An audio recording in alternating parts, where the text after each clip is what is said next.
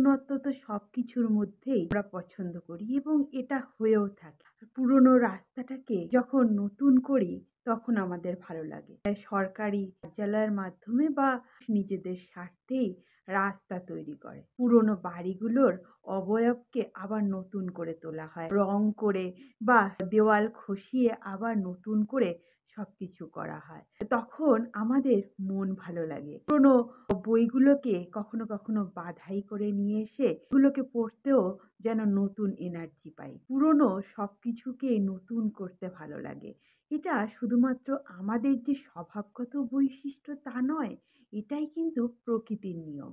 এটাই এই পরিবেশের নিয়ম।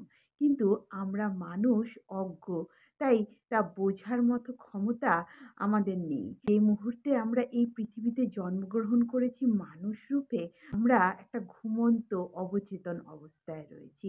আমরা বুঝতে পারছি না যে আগেও আমরা ছিলাম, বর্তমানে আমরা রয়েছি এবং ভবিষ্যতেও আমরা থাকব। শুধুমাত্র আমাদের শিশু হিসাবে জন্ম হয়েছিল।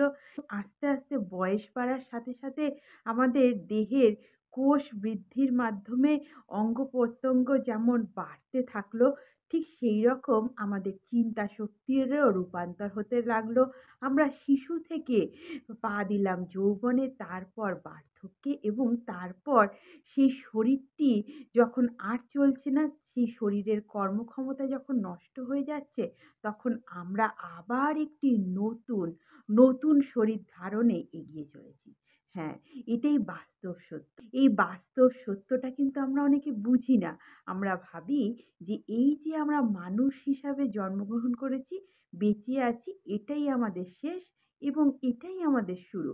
এর আগেও কিছু ছিল না, পরেও কিছু হবে না। রোটেশনই আমাদের জীবন, রূপান্তরই আমাদের জীবন। জীবনের পরবর্তীতেও যা রয়েছে, যা দেহের অতীত, দেহাতীত, সেই পরম সত্য, সেই আমাদের আত্মা এবং পরমাত্মার মিলন।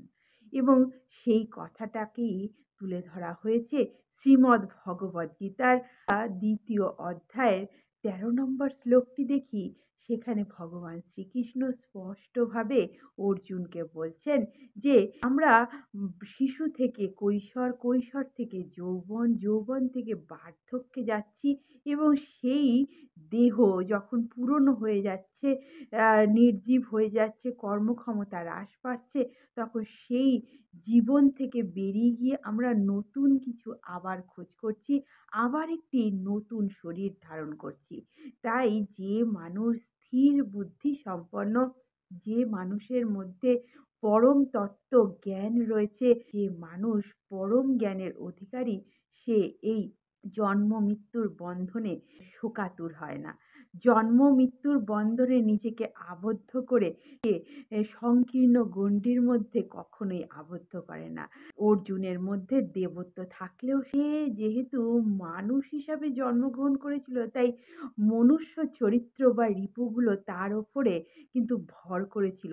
তিনি জন্ম মৃত্যুর এই বন্ধনেই নিজেকে আবদ্ধ রাখতে চেয়েছিলেন এবং তার জন্য তিনি শোকাতুর হচ্ছিলেন। কখনো ভাবছিলেন যে নিজের পরম আত্মীয়দের বিরুদ্ধে কিভাবে তিনি যুদ্ধ করবেন বা পরম গুরুজনদেরকে তিনি যুদ্ধে কিভাবে পরাজিত করবেন। এই বিষয়ে তিনি যথেষ্ট সন্দেহ প্রকাশ করছিলেন এবং তাকে এই পরম তত্ত্ব ভগবত জ্ঞান দান করেছিলেন শ্রীমদ্ ভগবদ্গীতা, যা মুখনিসৃত বাণী ভগবান শ্রীকৃষ্ণের।